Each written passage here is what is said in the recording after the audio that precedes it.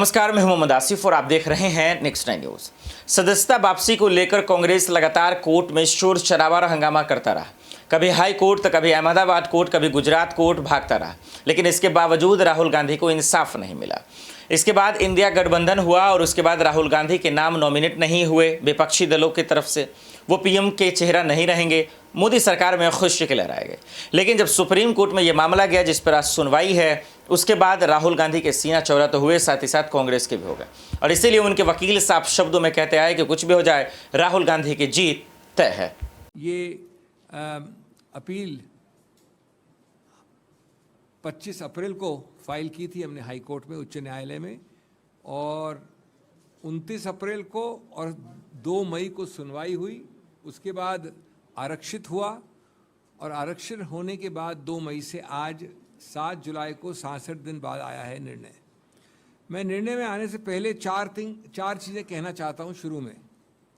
Number 1, विनम्रता से मैं कहूँगा कि ये जो कानूनी जूरिस्प्रूडेंस गुजरात से हमको मिली है, इसमें भी और सेशंस कोर्ट में भी, मैं समझता हूँ वो अद्वितीय है, क्योंकि उसका कानून में और कोई मिसाल नहीं है, बेमिसाल है। समांतर और कुछ नहीं है इस सब्जेक्ट में मानहानि के। मैंने पहले जो 2-3 बार आपके समक्ष वार्ता की, मार्च में भी और अप्रैल में भी इसी विषय में, तो मैंने आपको बताया था कि किस प्रकार एक पूरे समुदाय को, जो बेढब है, अपरिभाषित है समुदाय, उसके बारे में मानहानि प्रमाणित करना करीब करीब असंभव है। सीधा प्रेस वार्ता में 3 न्यायालय में, पिछले कोर्ट में भी कहा, एक सरल प्रश्न कि जो ये याचक हैं, शिकायत करता हैं, वो खुद कैसे मानहानि के शिकार हुए, ये कृपया बताया जाए। आज तक इस प्रश्न का उत्तर आज वाले निर्णय को मिलाकर अभी तक नहीं आया है कि इन व्यक्तियों की मानहानि कैसे हुई। दूसरा प्रश्न मैंने रखा था आपके समक्ष कि इस ऑफेंस का, इस पूरे कार्रवाई का एक अभिन्न अंग है द्वेष, मैलिस। न इस निर्णय ने न पहले निर्णय ने किसी रूप से आपको बताया कि कैसे और कहां से द्वेष आता है इसमें। और वो पूरी स्पीच जो माननीय राहुल गांधी जी की है, उस पर देख लिया जाए, 2 वाक्य हैं, उसमें कहां से द्वेष आता है, और उसका उत्तर भी नहीं दिया गया निर्णय में।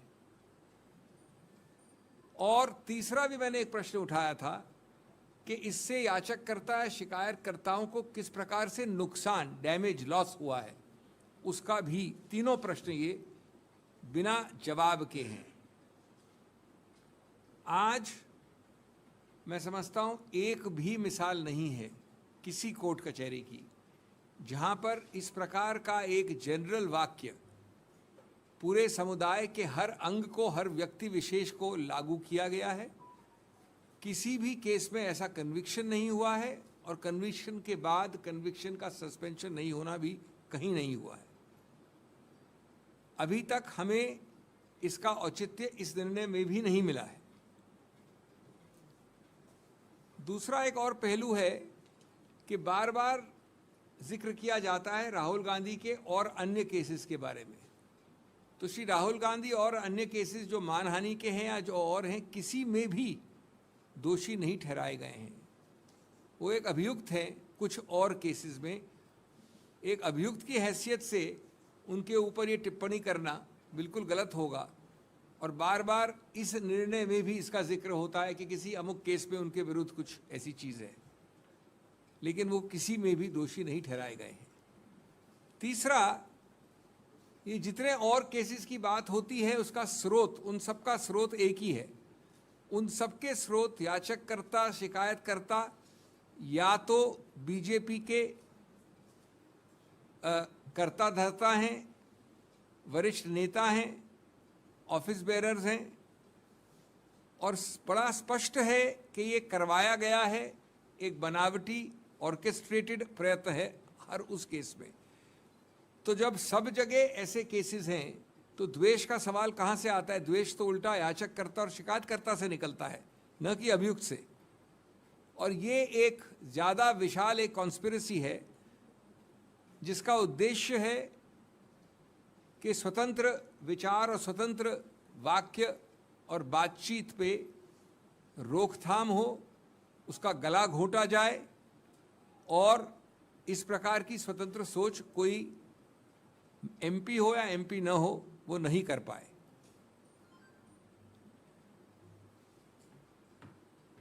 एक और विचित्र बात है, आज सुबह 10:30 बजे जब घोषणा हुई कि निर्णय आने वाला है, यद्यपि आया अभी 10 मिनट पहले, तो जिक्र किया गया वीर सावरकर के बारे में।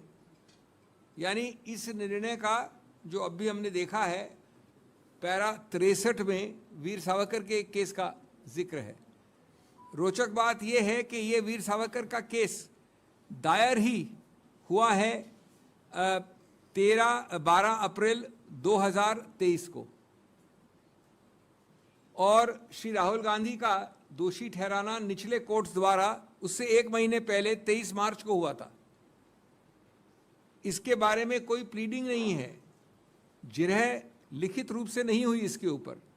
जब मामला खत्म हो रहा था अंतिम दिवस पे 2 मई को जब मैं गया, तो अंत में दूसरी तरफ के याचक ने इसका जिक्र किया है कटिंग देके, अखबार की कटिंग। आश्चर्य है, अचंबा है, लेकिन जैसा मैंने कहा पूरी प्रकार से अप्रत्याशित नहीं है कि ये एक मेजर प्रमुख आधार बन गया है निर्णय का। एक ऐसी चीज जिसमें एक आरोप लगाया है, सिर्फ आरोप है, कोई दोषी नहीं है, 1 महीने बाद ओरिजिनल कंप्लेंट के। मैं ये भी कहना चाहूँगा कि इस बारे में कोई आपको गलतफहमी नहीं होनी चाहिए कि जो ये मूल मुद्दा है, सिद्धांत है इस केस में, वो हम सबको, हम एक व्यक्ति को असर दुष्प्रभाव करता है, इन्वॉल्व हम सबको करता है। ये सिर्फ किसी एक व्यक्ति विशेष या राहुल गांधी या इनका या मेरा या आपका केस नहीं है। क्यों? क्योंकि ये उस अखाड़े की बात है जो स्वतंत्र बोलचाल का अखाड़ा है। ये उस अखाड़े की बात है जो स्वतंत्र अभिव्यक्ति का अखाड़ा है। और सबसे बात, जैसा मैंने कहा, मूल बात है कि वहाँ पर किस प्रकार से नियंत्रण हो, ये कंट्रोल फ्रीक सरकार का उद्देश्य है। उस अखाड़े पे किस प्रकार से रोकथाम हो, गला घोंटा जाए और उस पर बार बार प्रहार किया जाए, ये मूल मुद्दा है।